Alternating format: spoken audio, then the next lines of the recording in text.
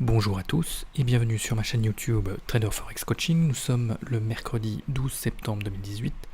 Je me prénomme Arnaud, je suis trader pour compte propre depuis 2011 avec une spécialisation sur le Forex. Je vous présente depuis quelques jours une revue de l'euro-dollar sur la session européenne de 8h du matin à midi afin de montrer à des traders débutants ou un peu plus expérimentés une méthode simple pour permettre l'accès à un profil de trader gagnant sur le Forex. L'objectif durant cette période est de trouver un pattern gagnant ou d'éviter des configurations qui offrent de nombreux pièges qu'il faut savoir reconnaître et éviter. N'hésitez donc pas à liker cette vidéo si cela vous a plu et à vous abonner à ma chaîne pour être informé des dernières parutions. Vous disposez également de mon adresse email si vous désirez en savoir plus sur les sessions de coaching individuelles que j'offre en parallèle. Alors aujourd'hui, nous allons faire un petit retour sur la journée d'hier qui a été intéressante depuis longtemps sur la session européenne, avec en première partie de matinée, à 3h30 du matin, une grande montée et ensuite un retournement brusque. Alors c'est assez courant ce genre de mouvement, c'est-à-dire que parfois dans la nuit ça part à toute vitesse et le matin, ensuite en milieu de matinée, on a un contre-pied. Alors là, on est dans une logique contrarienne. Donc moi j'ai fait le trade qui est parti vers 11h, 10h je veux dire, et qui a continué jusqu'à 13h de l'après-midi. Donc avant les news américaines importantes. Et pour finir, donc il y a eu ce très très joli mouvement qui m'a rapporté quand même 3-4%, ce qui n'était pas négligeable. Et pour moi, ma journée était terminée. Ensuite, il y avait dans le début d'après-midi un autre mouvement qui aurait pu commencer, mais qui était plus aléatoire. Donc je me suis dit, bon, sur une continuation, on va la tester un petit peu. Donc voilà, j'ai testé un peu. On a vu qu'il y a eu un premier nettoyage des stops, et ensuite un départ rapide, mais qui s'est vite arrêté. Bon, un trade comme ça rapporte quand même de l'argent, mais c'est pas ce qu'il y a de plus intéressant. Voilà, donc sur des continuations, vous voyez, c'est pas toujours évident de reprendre un marché qui a été fortement baissier et repartir encore une fois dans un nouveau mouvement encore plus important. Donc ça, c'est pas le cas des marchés actuels qui sont plutôt des marchés en réaction plutôt que des marchés en tendance. Donc là, ensuite, dans l'après-midi, comme je vous l'avais dit, il y avait une news importante vers 16h. Donc ils ont rangé. Ils sont restés dans un canal assez étroit et ils ont, vers le moment où la news est apparue, ils ont essayé de partir à la hausse. Et pour finir, ils ont éteint leur attention. Et bon, après c'était fini à 17h30. Quand le marché s'arrête comme ça de cette façon, il n'y a pas à chercher grand-chose. Donc là, voilà, on partait plutôt à ce moment-là sur une petite intention, voilà, vous voyez. Et après, pas, ils cassaient tout de suite et ils allaient au moins sur le deuxième niveau, mais bon, ils sont arrêtés là-dessus. Voilà. Donc ça aurait été un trade globalement gagnant quand même, parce que voilà, ils auraient fait un 2-2, 0-0, 1, -1. Voilà, donc c'était un -3 divisé par 5, vous voyez, ça faisait un trade à 0,60%. Donc pas la peine de se fatiguer sur ce genre de trade, quand ça part pas bien, il faut pas chercher plus. Mais bon, c'était pas un trade perdant. Ensuite, ils ont continué dans la nuit. Et en matinée, on a commencé de nouveau à baisser, après avoir eu un fort mouvement, un mouvement haussier en 2 vagues. Donc petite correction en 2 vagues, et un démarrage baissier en début de nuit. Donc là, il faut pas le mettre de côté, dans ce cas-là. Ce genre de mouvement, c'est un mouvement d'impulsion baissière, il faut le prendre en considération, et là logiquement il n'y a pas eu vraiment 2 vagues encore sur ce mouvement baissier. C'est un peu incertain quand même, parce qu'ils ne forcent pas, alors qu'on a eu une forte baisse hier en matinée, il n'y a pas vraiment eu de deuxième vague de baisse, donc c'est pas simple en fait là. Normalement, il devrait finir la baisse et faire une deuxième vague de baisse, mais bon, il reste dans un canal, c'est pas... Voilà, ils attendent quelque chose, il manque quelque chose pour que le marché décide vraiment d'aller dans ce sens-là, quoi.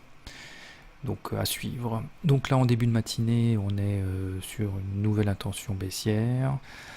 On va voir ce qu'ils vont faire. Pour moi, c'est un marché qui est en finalisation de cette vague. Donc je l'ai notifié, vous voyez, hein, et donc là ils ont déjà pris, il y avait plusieurs petits bénéfices à prendre. Donc ça, il n'y a rien à faire ce matin-là parce qu'en fait le mouvement n'est pas terminé. Donc tant qu'un mouvement n'est pas terminé, vous cherchez rien. Ça sert à rien parce que de toute façon, vous n'êtes pas dedans, donc il faut attendre tout simplement que le marché décide de finaliser en fait le trade en cours pour pouvoir reprendre un nouveau scénario de hausse ou de baisse, hein, peu importe. Donc là, on est à 8 heures toujours dans le sentiment baissier, mais qui hésite, qui n'est pas très fort.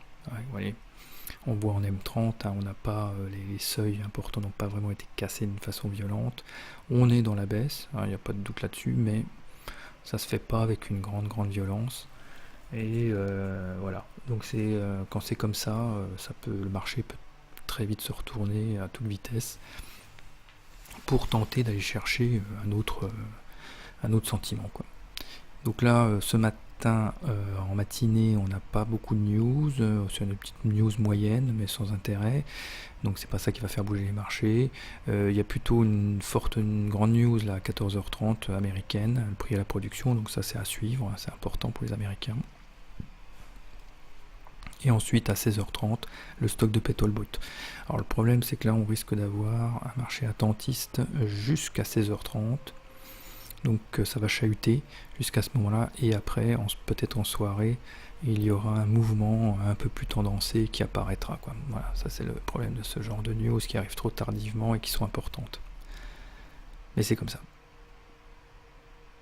Donc là, le marché recommence à monter. Vous voyez, c'est pas évident, hein. Ils ont pris un petit contre-pied là à 7h30. Sur un niveau, sur un des niveaux d'objectifs en fait, mais ils l'ont à peine touché, et ils sont remontés à toute vitesse sur les points pivots heure. Donc là en M30, là voilà, on est un peu, les petites bougies d'attente, là c'est pas très précis. On va voir ce qu'il va faire. Alors, vous voyez, il pourrait y avoir un sentiment haussier. Là, dans les types de marchés actuels, on a beaucoup de contre-pieds, donc il pourrait très bien aller chercher les niveaux plus hauts pour essayer de se positionner à la baisse. Donc, en définitive, ils sont remontés violemment entre 8h et 9h. Entre 8h et 8h30, ils sont remontés violemment sur des niveaux supérieurs. Ils sont redescendus encore sur un niveau de prise d'objectif pour quasiment, voilà, là, en fait là dans cette architecture là, ils ont cherché simplement à finir le trade baissier de la nuit, voilà, enfin, ou du moins à s'en débarrasser. Et là, vers 9h15, ils ont réussi à finaliser le trade. Donc en gain, mais bon, pas au maximum, mais en gain quand même. Ça aurait été un trade, si vous l'aviez fait, il fallait commencer à 1h30. Hein. C'était un trade qui vous rapportait dans les 3% quand même, donc c'était pas négligeable. Et toujours avec 1% de prise de risque. Et là, voilà, on va voir quel scénario maintenant le marché va privilégier pour pouvoir continuer à créer une nouvelle impulsion, quoi. Donc là, visiblement, il tente d'aller vers le haut. Hein, vous voyez, on le voit là, avec cette bougie-là. Elle n'est pas terminée, bientôt, dans quelques minutes. Et on va voir. Alors là, visiblement, l'intention haussière, s'il doit y en avoir une, n'est pas encore affirmée. Mais il y a eu un retour très fort à la hausse. Et c'est dans les prochaines minutes qu'on va pouvoir visualiser s'il y a une intention haussière. Donc voilà, c'est comme ça qu'on travaille. Hein. Là, pour l'instant, on n'est que... Alors, quand un trade est terminé, la seule chose qu'on peut attendre, c'est une intention. Voilà. Mais bon, vu comme c'est parti, là, à mon avis, on va traîner dans un couloir de 30 points toute la journée, ça va pas être génial. Donc là, ils sont partis ensuite assez fortement vers le pivot jour, vous voyez. Alors ça paraît énorme là, mais en fait c'est tout petit, hein, il n'y a rien du tout, il y a 10 points. Et donc il retourne sur le pivot jour en essayant de créer une impulsion haussière. Là, alors, il faut attendre la fin de la bougie M30 pour vraiment valider.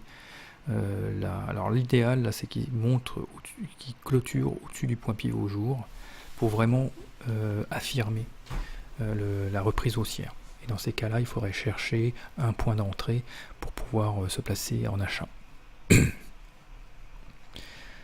Voilà, donc il faut toujours attendre la clôture des bougies M30.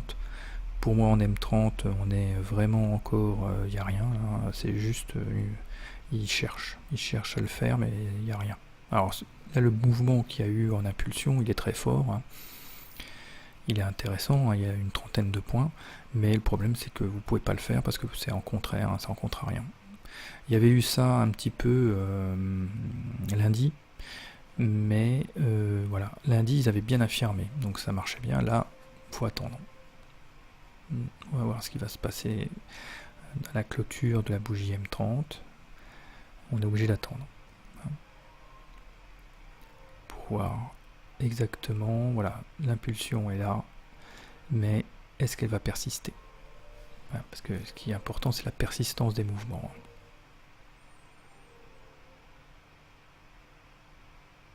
On peut très bien avoir un mouvement, oui, en attaque, mais après, au bout de 10-15 minutes, hop, ça, le soufflet, il redescend, quoi. Et vous voyez, donc justement, il y a eu un soufflet qui est redescendu, donc la tension primaire a été un peu calmée sur le pivot jour, donc ils sont redescendus une première fois, donc ça dénote plutôt d'une hésitation, donc c'est pas très intéressant. Après il y a eu une bougie M30 un petit peu plus, qui a voulu continuer, voilà, donc là on est toujours sur l'intention, mais ils ont encore hésité sur le point pivot jour, donc là ça commence à faire beaucoup, et là ils retentent encore d'attaquer le pivot jour, mais ils ont du mal, ça hésite, hein. Donc là, là c'est la dernière chance, hein. Là il faut qu'ils attaquent, hein, parce que sinon ça donnera pas grand chose, hein. Disons qu'on sera pas, l'intention haussière elle aura été calmée, quoi, et une intention calmée, mais voilà. Et alors là ils l'ont fait vraiment violemment, hein. C'est à dire qu'ils ont balancé l'hésitation directe sur pivot jour, ils n'y arrivaient pas, ils ont tout revendu, quoi. C'est-à-dire que tous les mecs qui avaient essayé d'acheter pendant des minutes et des minutes, ils ont lâché, ils ont tout revendu. Du moins les gros, là ils ont revendu tout, ils ont dû recouvrir quelques personnes qui s'étaient remises un petit peu trop tard dans le marché. Donc là c'est du nettoyage. Là il n'y a rien à faire. Alors, comment analyser ça? Eh bien, on est quand même sur un sentiment baissier en M30, hein, même s'il n'est pas affirmé, parce qu'on est quand même dans plutôt un couloir. On est dans un sentiment baissier depuis le début de la journée, parce qu'on est sous le pivot jour. Et donc là, le pivot jour ayant hésité, bon là, on va voir ce qu'ils vont faire. Donc toujours pareil, là on est obligé d'attendre que la M30 finisse pour savoir exactement ce qui va se passer. Et si on reste dans un sentiment baissier, là ils peuvent très bien, en fin de bougie M30, dans les 5 dernières minutes, remonter complètement et se repositionner au niveau du pivot jour, hein. Alors là, ça n'a pas été le cas, ils sont simplement revenus, hein, ils n'ont pas été cassés les plus bas, donc ça veut dire qu'en fait ils sont encore en attente, hein. Mais il y a quand même, on peut dire qu'il y a de nouveau un sentiment baissier. Le sentiment haussier a été calmé, mais il a été calmé sans grande vigueur. Ils ont juste dit on arrête la hausse là pour l'instant, ça ne nous intéresse pas. On va essayer de voir, on va retenter un peu la baisse, quoi. Donc avec prudence bien sûr la baisse, parce que c'est quand même, il y a une grosse mèche en M30, hein, sur le bas. Donc on va voir ce qu'ils vont faire là maintenant. Il faudrait qu'ils remontent un petit peu et voir après si avant midi il y a un retour, une petite reprise en hausse pour repartir à la baisse ensuite. Moi je suis parti du principe qu'il pouvait quand même y avoir un sentiment haussier à ce moment là, toujours. parce qu'on avait quand même un fort sentiment haussier en matinée, et il est possible que le marché cherche quand même à retourner à la hausse.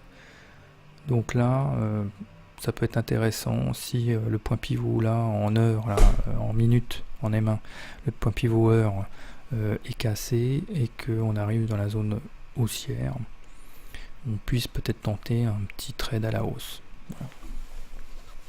Mais bon, avec beaucoup de risques, parce qu'en M30, on est quand même, enfin la clôture en M30 de la précédente bougie est quand même, était quand même dans la zone rouge, quoi. Et donc voilà, donc là j'ai tenté la hausse à ce niveau-là pour voir, parce que bon, pourquoi pas, parce qu'il y avait déjà eu les intentions, bon pourquoi pas. Alors, dans ce genre de cas, vous pouvez tenter en fait la hausse. Et en M5, on est quand même haussier encore. Vous pouvez tenter la hausse parce qu'il y a quand même un marché haussier. Et puis voir comment ça se développe. Voilà. Bon, on est toujours sur le point d'ouverture. En début de trade, on reste. Mais là, vous voyez, il y a quand même des intentions haussières qui commencent. Donc voilà, donc là, ça continue. Bon, ils sont revenus un peu sur le point pivot heure, mais pour finir, ils ont rebondi dessus, ils sont repartis. Voilà, donc l'intention haussière prend forme. C'est pas la grande excitation, mais ça prend forme. Et là, maintenant, c'est là qu'il faut regarder ce qui va se passer sur les seuils un peu plus importants. Un peu plus haut, hein, toujours pareil, le point pivot. Alors là, c'est en anticipation hein, quand même vraiment d'un mouvement haussier. Mais bon, parfois les anticipations peuvent être intéressantes à ces niveaux.